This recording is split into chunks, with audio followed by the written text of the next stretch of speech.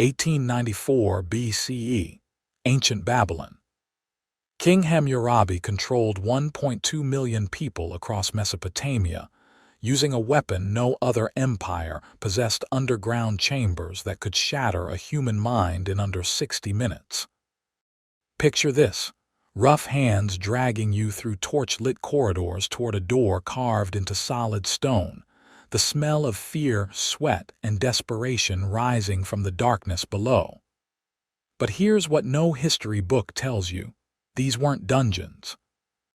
They were psychological laboratories. Archaeologist Robert Coldewey discovered them in 1899, narrow passages exactly 18 inches wide, carved with surgical precision, designed to trap sound and destroy spatial orientation. You can almost hear the echo of footsteps vanishing into dead silence. Feel the cold stone pressing against your shoulders as the corridor forces you deeper into engineered madness. Here's the contradiction that should terrify you. The most sophisticated prison ever built had no locks, no guards, no visible walls. Yet it broke human spirits faster than any torture device in history. Modern neuroscientist Donald Hebb tried to recreate these conditions in the 1950s. His experiments had to be stopped because volunteers were experiencing complete psychological breakdowns within hours. In the next 25 minutes, you'll discover how Babylon's tunnel system became the blueprint for every method of psychological control used today. Why the same techniques are being deployed against you right now through your phone and workplace, and how recognizing these ancient patterns is your only defense against modern mental manipulation. The Babylonians didn't just conquer territory, they conquered minds. And their manual for breaking human spirits is still being used 4,000 years later. Let me show you exactly how they did it, and why you need to know. Babylon, 1894 BCE. While other civilizations were still hitting people with clubs, King Hammurabi was engineering the world's first psychological superpower. You know his famous eye for an eye law code, but that was just the public face of something far more sinister. Hammurabi had discovered the ultimate truth of power. You don't need to control bodies if you can control minds. Picture the scene: the greatest city in the ancient world, rising from the Mesopotamian desert with walls 300 feet high and gardens that seemed to float in the air. But beneath this marvel of civilization, something else was being perfected. Something that would make physical conquest obsolete. When German archaeologist Robert Coldewey excavated Babylon between 1899 and 1917, he uncovered architectural anomalies that baffled scholars for decades. Imagine his confusion as he mapped passage after passage that served no logical purpose: too narrow for storage, too complex for drainage, too precisely carved to be accidental. These tunnels were exactly 18 inches wide, forcing anyone inside to walk single file with shoulders scraping stone. Ceilings deliberately low enough to force a crouch, random turns that destroyed all sense of direction. Listen to what Coldewey wrote in his excavation notes. The passages appear deliberately impractical, as if designed to confuse rather than facilitate movement. For 70 years, archaeologists dismissed them as construction errors. They were catastrophically wrong.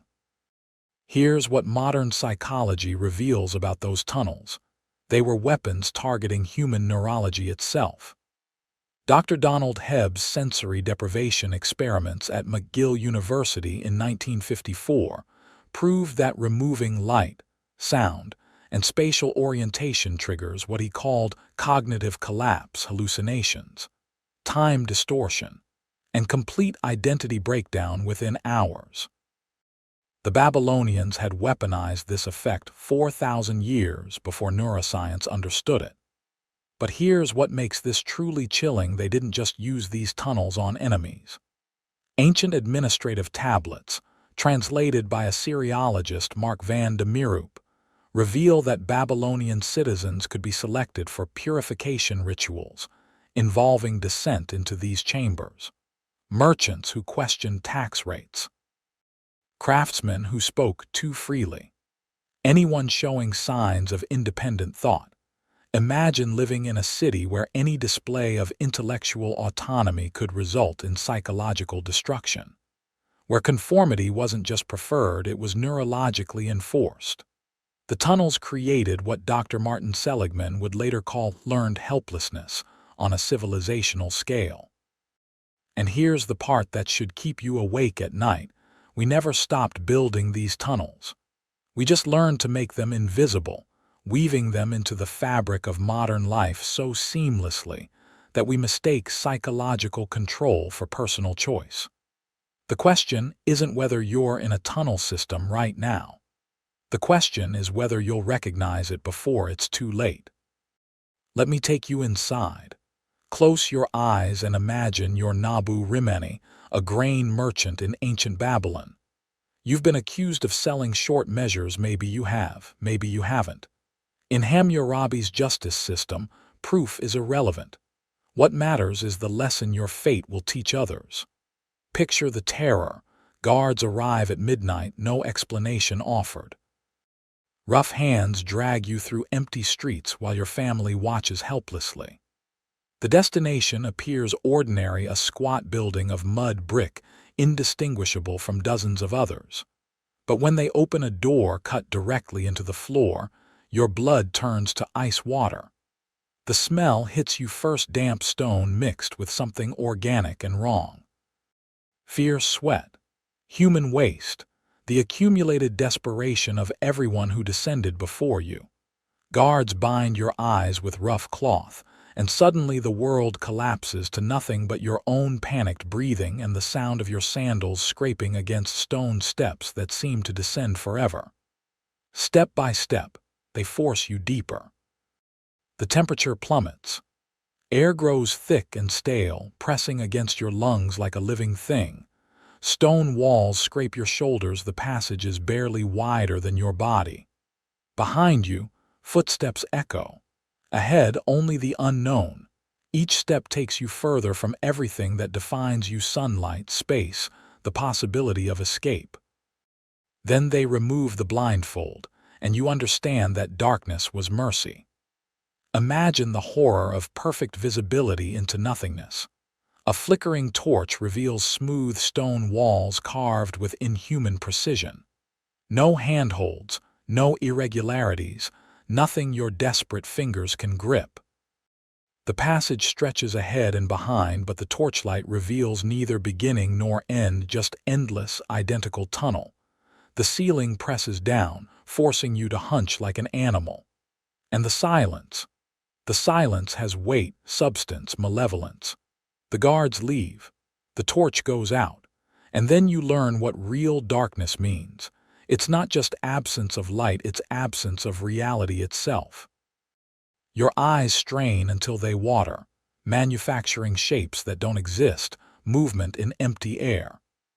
Your ears, desperate for input, create phantom sounds, whispers, footsteps, voices calling your name. Your brain, evolved for a world of constant sensory input, begins manufacturing its own hallucinated reality when starved of data. Minutes feel like hours. Hours feel like years.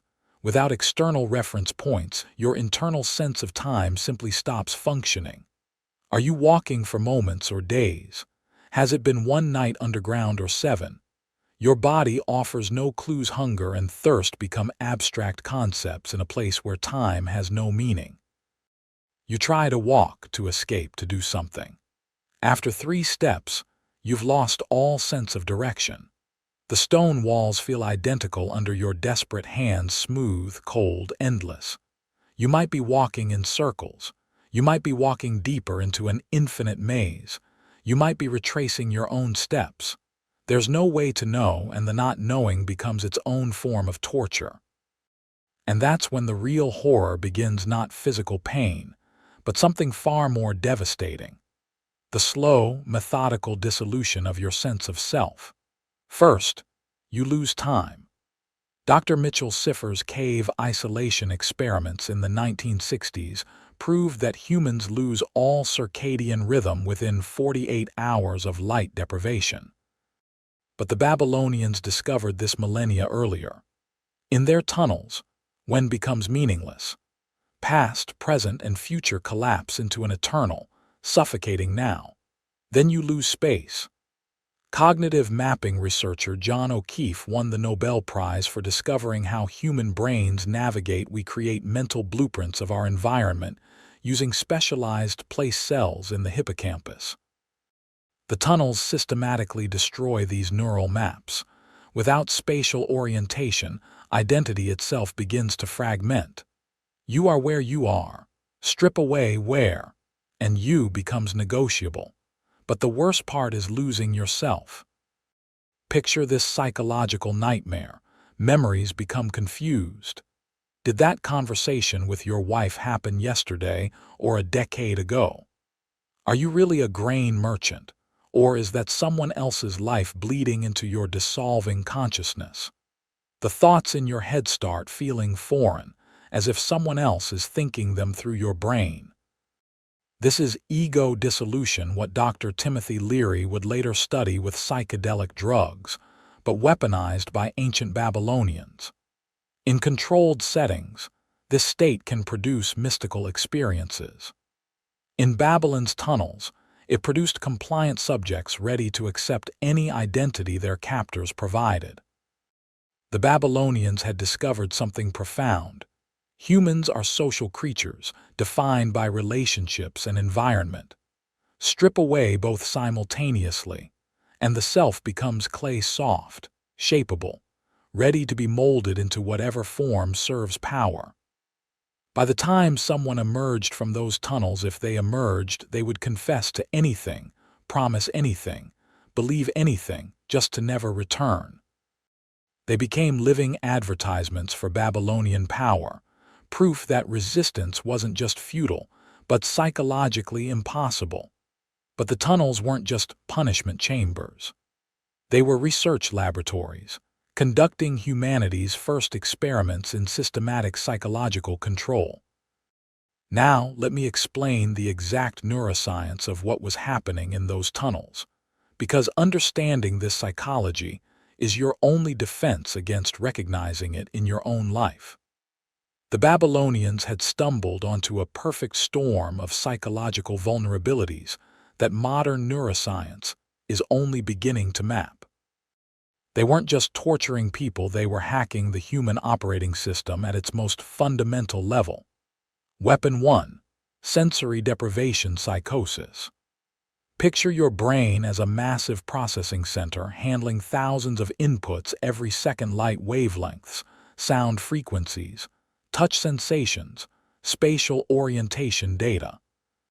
Remove all inputs simultaneously, and something catastrophic happens. The brain doesn't go quiet, it rebels. Dr. Donald Hebb's McGill University experiments in 1954 had to be terminated early because they were too dangerous. Volunteers in dark, soundproof chambers experienced severe hallucinations within hours. Some reported feeling their minds literally coming apart. One subject described it as watching my thoughts leak out through cracks in my skull. The Babylonians had weaponized this effect 4,000 years before psychology textbooks existed. Weapon 2: spatial disorientation warfare. Humans navigate using cognitive maps, mental blueprints created by specialized neurons in the hippocampus. Dr. John O'Keefe's Nobel Prize-winning research revealed that place cells fire when you're in specific locations, creating your sense of where you are. The tunnels systematically destroyed these neural maps. Every turn was random, every passage identical. No landmarks, no reference points, no way to build spatial memory. This isn't just confusing, it's neurologically catastrophic. When place cells can't function, the entire sense of self becomes unstable. Think about how you describe your identity. I'm at home. I'm at work. location is identity. Strip away spatial awareness and personal identity becomes fluid, malleable, controllable. Weapon 3. Learned helplessness conditioning. Dr. Martin Seligman's experiments with dogs revealed something terrifying about mammalian psychology.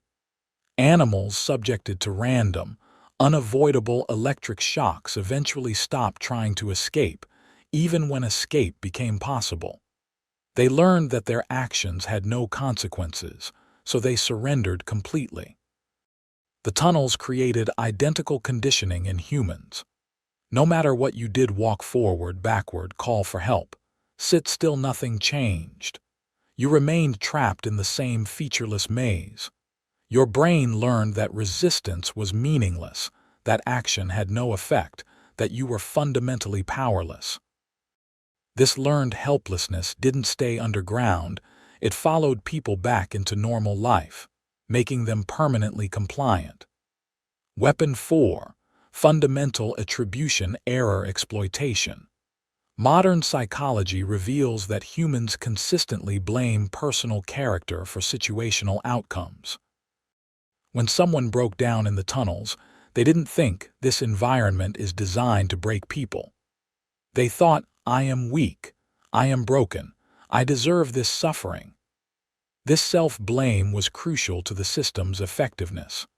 A person who blamed themselves for psychological collapse would never blame their captors. They internalized their defeat, carrying shame and self-doubt that made future resistance psychologically impossible. The tunnels created victims who defended their own victimization. Weapon 5. Social identity destruction. Humans are fundamentally social creatures. We exist through relationships and social roles. Dr. Philip Zimbardo's Stanford prison experiment proved that identity is situational, not fixed. Separate someone from all social contact, and their sense of self fragments within days. The Babylonians understood that identity isn't some internal essence, it's a social construction requiring constant reinforcement. Remove the social element, and identity becomes negotiable. A person who doesn't know who they are will accept whatever identity is offered, just to have one again. Weapon 6. Trauma bonding through intermittent mercy. Perhaps most insidiously, they didn't leave people in tunnels indefinitely. They brought victims to the edge of psychological collapse, then offered rescue. Not freedom, rescue. And rescue came with conditions. The person who saved you became your savior. The system that tortured you became the system that showed mercy. This creates trauma bonding where victims develop positive feelings toward abusers. It's Stockholm Syndrome, engineered 4,000 years before Stockholm existed. Modern neuroscientist Dr. Bessel van der Kolk explains how trauma bonding rewires the brain's attachment systems. Victims become psychologically dependent on their captors, unable to distinguish rescue from manipulation. The Babylonians had discovered how to make people grateful for their own enslavement. This is why solitary confinement is considered torture by modern human rights organizations. It's not physical conditions that break people, it's psychological isolation, combined with intermittent human contact. The Babylonians had perfected this technique when the rest of the world was still using crude physical torture. Understanding these mechanisms is your only defense against recognizing when they're being used on you today. But the tunnels were just one component of a larger psychological warfare machine. Let me show you how Babylon used them to control an entire civilization through strategic terror deployment. The real genius wasn't what happened to people inside the tunnels, it was what happened to people outside. Fear is contagious, and the Babylonians were master epidemiologists of terror. Here's the system in action. Picture yourself as a baker in Babylon's market district. Your neighbor Shamash Shum Yukin, a popular pottery merchant, disappears one night. No trial, no public announcement, no explanation, just Gone, for weeks his shop stands empty, his family silent, his fate unknown. Then sometimes they return, but they return transformed. Imagine seeing Shamash Shum-Yukin again, the man who once argued politics with passion, who questioned temple taxes, who told jokes that made authorities uncomfortable. Now he won't make eye contact. He flinches at sudden sounds. He agrees with everything anyone in authority says, his voice barely above a whisper. He's become a walking advertisement for the system's power, living proof that resistance doesn't just fail, it destroys you as a person. The returned prisoners rarely spoke about their experience. How could they? How do you explain watching your own mind disintegrate? How do you describe the moment when you stopped being yourself and became raw material for someone else's purposes? The silence itself became part of the terror. People knew something unspeakable happened in those tunnels, but the not knowing amplified the fear. This created anticipatory anxiety, fear of fear itself. Citizens began policing their own thoughts, censoring their own words, modifying their behavior not because they were being watched, but because they might be watched. The tunnels had created what philosopher Jeremy Bentham would later call the panopticon effect, total behavioral control through the possibility of observation. And the Babylonians were strategically brilliant about target selection. They didn't choose randomly. Administrative tablets reveal their methodology. Select people who are influential but not essential. Local leaders whose disappearance would be noticed but not catastrophic. Popular merchants with social networks that would spread the story. Respected craftsmen whose fate would be discussed in workshops across the city. They specifically targeted independent thinkers. Not open rebels that would be too obvious, but people showing subtle signs of intellectual autonomy. Someone who asked thoughtful questions during public assemblies. Someone who expressed original ideas about trade or governance. Someone who didn't automatically defer to authority. The message was unmistakable. Thinking differently is dangerous. Standing out is dangerous. Being remarkable in any way is dangerous. The safest path became invisibility, compliance, intellectual surrender. But here's the most insidious element. They didn't use the tunnels constantly. Modern behavioral psychology reveals that intermittent reinforcement is the most powerful form of conditioning. Dr. B.F. Skinner's experiments proved that unpredictable rewards create stronger behavioral patterns than consistent ones. The tunnels operated on slot machine psychology. Maybe once every few months, someone would vanish, just often enough to keep fear alive, not so often that people became numb. The possibility that you might be next kept everyone in perpetual compliance. Every citizen lived with a low-level anxiety that could spike into terror at any moment.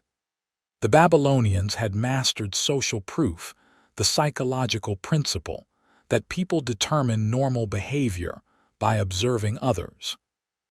When everyone around you keeps their head down, speaks softly, avoids controversial topics, that behavior becomes normalized. Conformity feeds on itself, creating a cascade effect where each person's compliance encourages others to comply. They also exploited authority bias, humans' tendency to obey people in positions of power, even when orders are unreasonable. The tunnel system created a pyramid of fear. The king feared the gods. Nobles feared the king. Merchants feared nobles. Workers feared everyone above them. And at the pyramid's base, carved into the city's foundation, lay the ultimate threat that kept the entire system stable. But the most sophisticated element was narrative control. The tunnels weren't presented as arbitrary punishment. They were framed as divine justice. When someone disappeared, the official story always involved offending the gods somehow: impurity, dishonesty, disloyalty. The gods demanded satisfaction, and the tunnels provided purification. This served multiple psychological functions. First, It made punishment seem legitimate rather than arbitrary. Second, it made citizens examine their own behavior for signs of similar impurity. Third, it reframed the tunnels from punishment to spiritual cleansing. You didn't go down to be destroyed, you went down to be purified. Some people actually began seeing tunnel time as privilege, a chance for spiritual purification, unavailable to ordinary citizens. This is cognitive dissonance in action. When reality is too terrible to accept, the mind reframes it as positive. The Babylonians had created a system so psychologically sophisticated that victims defended their own victimization. They had engineered a closed loop of control. Tunnels created fear. Fear created compliance. Compliance created stability. Stability was presented as evidence that the system was just and necessary. Anyone questioning the system could be reminded of what happened to questioners. Anyone seeming too confident or independent could be selected for purification. The threat didn't need to be spoken. It was built into the city's architecture, carved into stone beneath their feet, embedded in the collective unconscious of an entire civilization. And here's what should terrify you: this system was so effective it lasted over 1,000 years. Long after original builders died, long after reasons for creating it were forgotten, the tunnels continued shaping Babylonian society. The psychology had become cultural DNA. Fear had become tradition. Control had become custom. And the tunnels had become invisible, not hidden, but internalized. Every citizen carried them in their mind, just like we do today. You think I'm talking about ancient history? Look around you. The tunnels never disappeared, we just learned to build them without stone. Every aspect of modern life contains Babylonian tunnel psychology, deployed with 4,000 years of refinement. Every open plan office is a tunnel system. Picture it: rows of identical desks with zero privacy, constant visibility, nowhere to hide.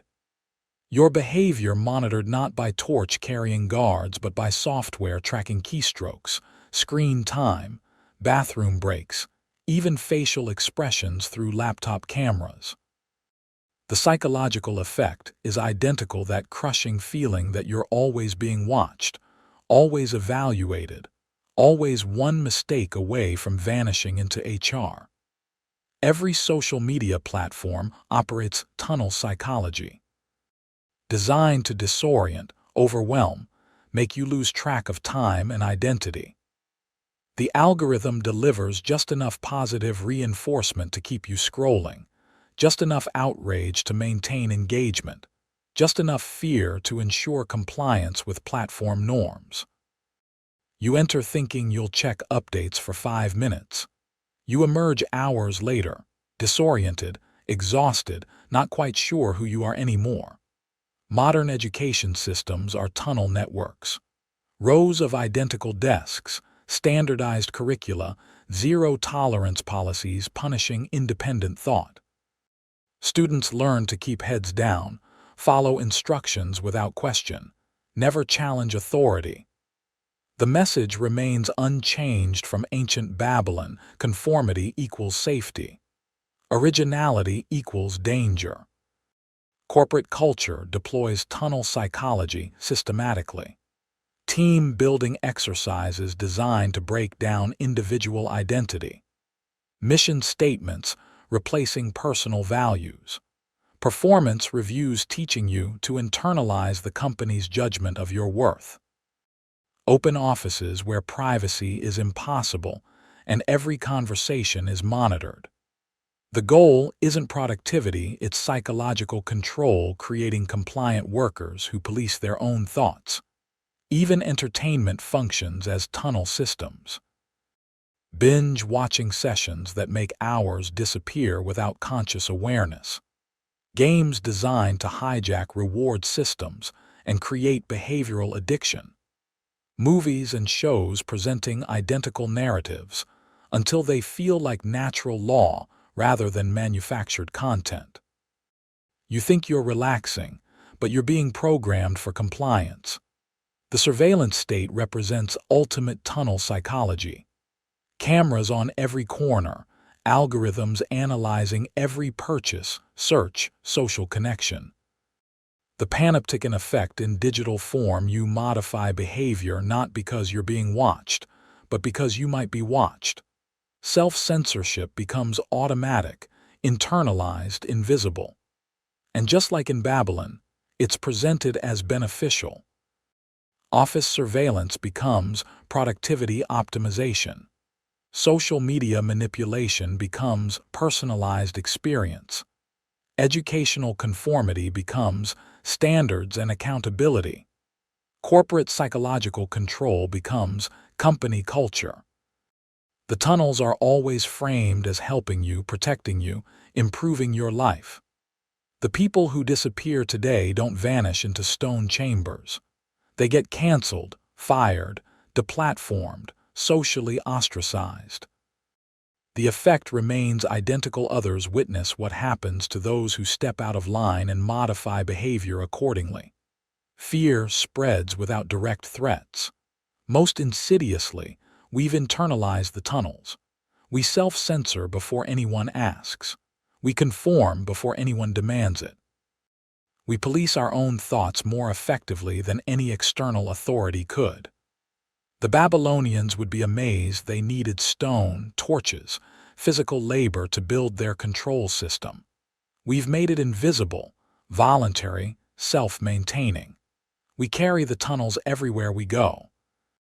The only difference is that we've learned to call psychological control freedom, surveillance safety, and compliance smart choices. The question isn't whether you're in a tunnel right now. The question is whether you'll recognize it before it completely reshapes who you are. So what can 4,000-year-old psychological warfare teach us about protecting our minds in the age of digital manipulation? The lessons from Babylon's tunnels aren't just historical curiosities, they're survival skills for the modern world. First, recognize the universal pattern. Every system of control, from ancient empires to modern corporations to social media algorithms, uses identical psychological tools: isolation, disorientation, intermittent reinforcement, authority bias, social proof. The delivery methods evolve. Stone tunnels become screen addictions, but the core psychology remains constant. Once you understand the pattern, you start seeing it everywhere. The key insight from Babylon is this: the most effective control is invisible control. Physical chains are obvious, you know you're constrained, so you resist. But psychological chains feel like personal choices. You think you're freely deciding to conform, comply, keep your head down. You don't realize you're in a tunnel because you walked into it yourself, convinced it was your idea. This is why awareness becomes your first line of defense. The Babylonians controlled people who didn't understand what was happening to them. But once you recognize the techniques, they lose substantial power. You can't be manipulated by social proof if you understand how social proof works. You can't be broken by isolation if you know isolation is designed to break you. But awareness alone isn't sufficient. You must actively cultivate the opposite of what tunnels create.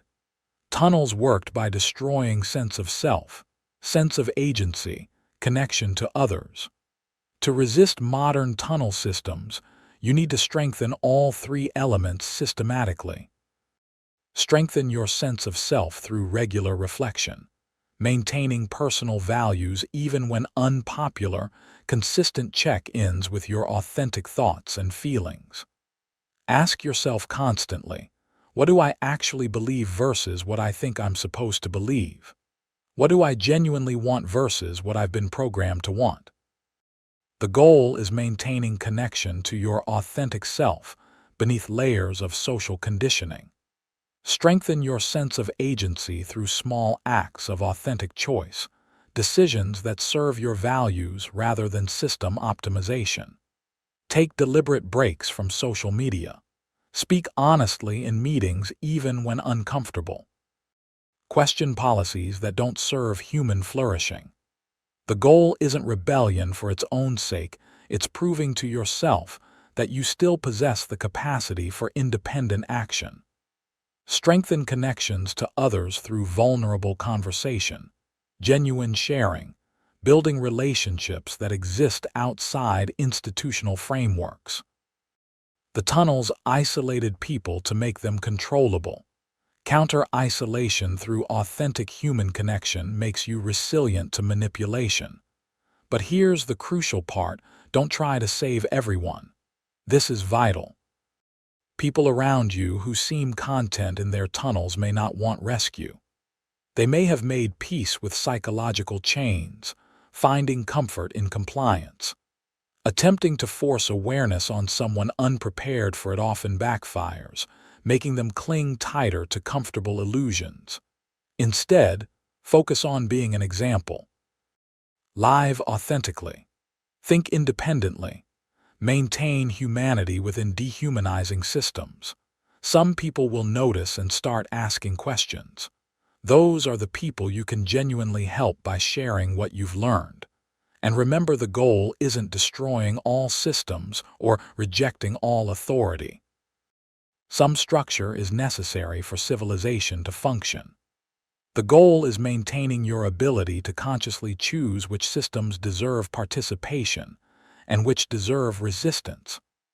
The Babylonians understood something profound about human nature. We're social creatures desperately wanting to belong, willing to sacrifice almost anything for acceptance and security. Modern systems exploit these identical drives with sophisticated precision. The difference is that now we possess psychological knowledge to recognize what's happening and make conscious choices about how to respond. The tunnels of Babylon were carved in stone, but built in minds.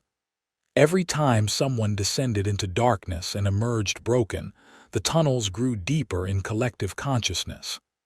Every time someone accepted, "This is just how things are," the system gained power. But every time someone recognized tunnels for what they were, every time someone refused to be broken, every time someone chose their own path instead of prescribed paths, the system weakened. The question isn't whether you're in a tunnel right now. The question is whether you're going to recognize it and what you're going to do with that recognition. The tunnels of Babylon should haunt you not because they're ancient history, but because they're still here, still working, still breaking minds every single day with refined precision. Right now, as you watch this, millions of people are walking deeper into invisible tunnels, scrolling through feeds designed to addict them, sitting in offices designed to diminish them, accepting limitations designed to control them. They think they're living their lives, but they're following paths carved by others for purposes they don't understand. But here's the beautiful, terrifying, empowering truth: awareness changes everything. The moment you see the tunnel, you can start finding your way out. Not easily, not quickly, but definitely. The Babylonians were sophisticated psychological engineers, but they weren't gods. Their techniques worked on people who didn't understand them. You understand them now. The real question is what you'll do with that understanding. Will you use it to protect yourself and help others? Or will you pretend you never learned it and sink back into comfortable unconsciousness? Because the tunnels are patient. They'll wait for you. They'll make compliance easy. They'll whisper that resistance is too hard, conformity safer, independent thinking too dangerous in complex times. But you know better now. You know where those whispers originate. You know what they're designed to accomplish. The choice is yours. It always has been. The Babylonians just convinced people otherwise. If this opened your eyes, hit subscribe and share this with someone who needs to see it. Because the best way to escape a tunnel is helping others find the exit too. And remember, the moment you stop questioning the systems around you is the moment you start building your own tunnel. Don't let them break your spirit. They only win if you forget who you really are.